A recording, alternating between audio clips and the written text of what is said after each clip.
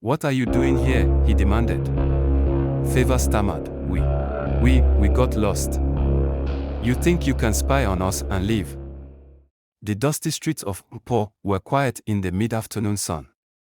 Favor sat in her one-room apartment, staring at the pile of bills in front of her.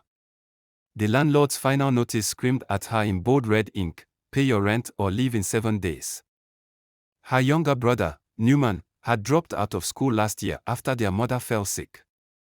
Favor, at just 26 years old, had become the breadwinner for her family. But life had not been kind.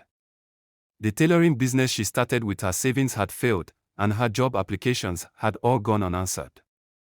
That evening, she paced the small room, her mind clouded with worry. As she lit the kerosene lamp, a knock on her door startled her. It was Mama Amanda, the neighborhood gossip. "Favor, what are you doing here?" Mama Amanda asked, barging in. "There's a powerful crusade at a church beside the market square tonight. People are receiving miracles, real miracles.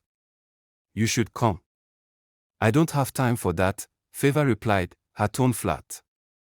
Mama Amanda leaned closer. "My daughter, this is not the time to doubt God. Didn't you hear about Sister Rita, who was healed of her blindness? Or Brother Felix, who found a job the day after the crusade? God is working." Favor thought to herself. Could this be my answer? What if this pastor could change my life?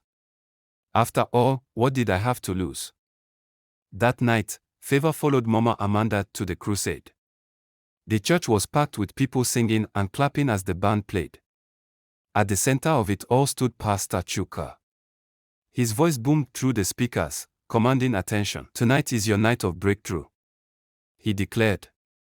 "The Lord has sent me to deliver you from every bondage." Favor felt a strange mix of hope and skepticism. She watched as people rushed to the altar, throwing themselves to the ground as Pastor Chuka prayed. One man, who had come on crutches, suddenly began to walk. The crowd erupted in shouts of praise. Favor's heart raced. Could this be real? When the pastor called for those in need of urgent prayers, she joined the multitude. As Pastor Chuka laid hands on her, he whispered, "Sister, the Lord has shown me your struggles. Come to my church tomorrow for a special deliverance session." The next morning, Favor prepared for her visit to the House of Miracles. She wore her best outfit, hoping to make a good impression. Her best friend, Esther, stopped by to check on her. "Where are you going, dressed like this?" Esther asked. "To the church Pastor Chuka invited me to," Favor replied. Esther frowned. "Favor, be careful. These new churches are everywhere, and most of them are scams. They prey on desperate people like you. Desperate people like me." Favor shot back. "Do you think I enjoy being like this? If this church can help me, why not give it a chance?" Esther sighed. "Fine, but I'm coming with you." The church was located on the outskirts of town, a massive structure surrounded by high walls. The crowd inside was overwhelming. Worshippers danced and sang, their voices filling the air. Pastor Chuka spotted Favor and motioned her forward. "Sister, the Lord has been waiting for you," he proclaimed. The service was electrifying, with testimonies of miracles and prophecies. At one point, Pastor Chuka singled out Favor. "You, my sister, your breakthrough is near. But you must sow a seed of faith." Favor felt uneasy. She had no money to give.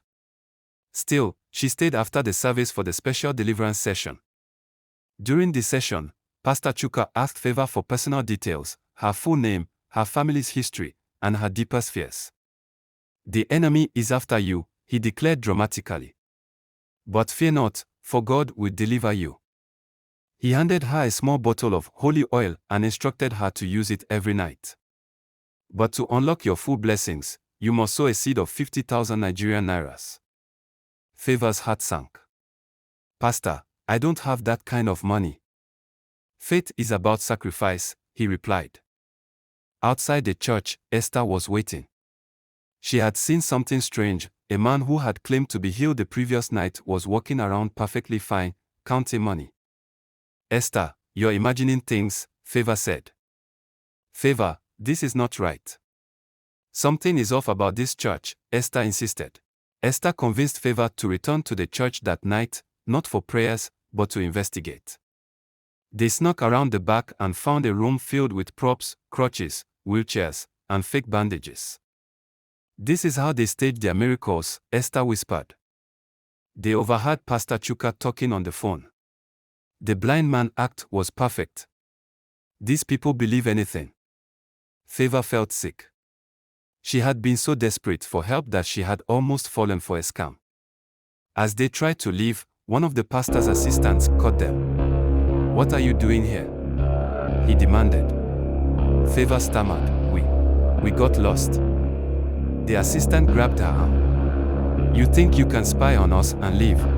Esther quickly called the police with her phone while Favor distracted the assistant. Moments later, sirens blared, and the police stormed the compound.